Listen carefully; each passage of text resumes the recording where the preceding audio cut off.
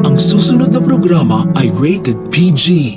Ito ay nangangailangan ng patnubay at gabay ng magulang para sa mga batang manonood. Laking pagtataka ni Annalyn kung bakit ipinascrub out siya ni Doc Carlos sa operating room dahil may ipapagawa pala sa kanya na special case para matest ang kakayahan niya. Binawi kasi ni Carlos ang slot na para sana kay Annalyn para maging representative siya ng Eastridge sa gaganaping conference sa Japan dahil lang sa maling akala niya.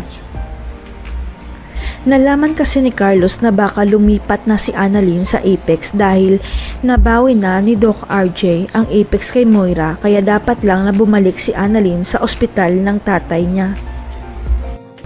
Yun pala, wala pang plano si Annalyn na lumipat sa Apex dahil tatapusin pa niya ang residency sa Eastridge kaya mali ang iniisip ni Carlos na lilipat si Annalyn sa Apex.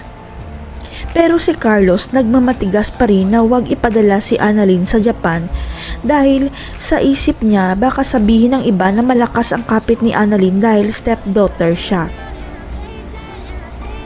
Pero ang totoo, mainit talaga ang dugo ni Carlos kay Annalyn dahil anak siya ni RJ kaya gagawin niya ang lahat para pahirapan ang buhay ni Annalyn habang nasa Eastridge. Hanggang sa dumating ang artistang si Pokwang sa Eastridge dahil kailangan niyang pag-aralan ang buhay sa loob ng ospital para sa gagawin niyang bagong pelikula. Kilala ni Pokwang ang totoong may-ari ng Eastridge kaya piniyagan siya na sa Eastridge niya gagawin ang research niya at si Annalyn ang inatasan na maging partner niya sa study. Dito na napagtanto ni Annalyn na tinetest siya ni Carlos para patunayan nito kung karapat-dapat ba siyang ipadala sa Japan kaya dapat tulungan ni Annalyn si Pokwang. Labag man sa kalooban ni Annalyn noong una na tulungan si Pokwang dahil hindi naman related sa specialty niya ang research, nagbago ang isip niya dahil test pala ito ni Carlos. Ang hindi alam ni Carlos, pakana ni Doc Kitty at may-ari ng Eastridge ang pagpunta ni Pokwang sa ospital para matulungan ng may-ari si Annalyn na makapunta sa Japan.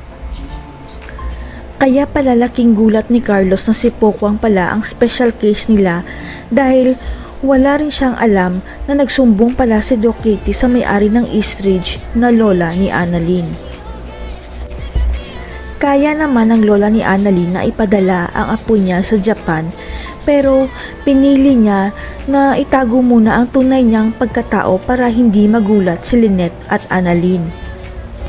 Pero mukhang mabubunyag na ang pinakatago-tagong sekreto ng may-ari ng Eastridge dahil mababanggit ni Pokwang kay Annalyn ang totoong dahilan kung bakit siya nasa Eastridge.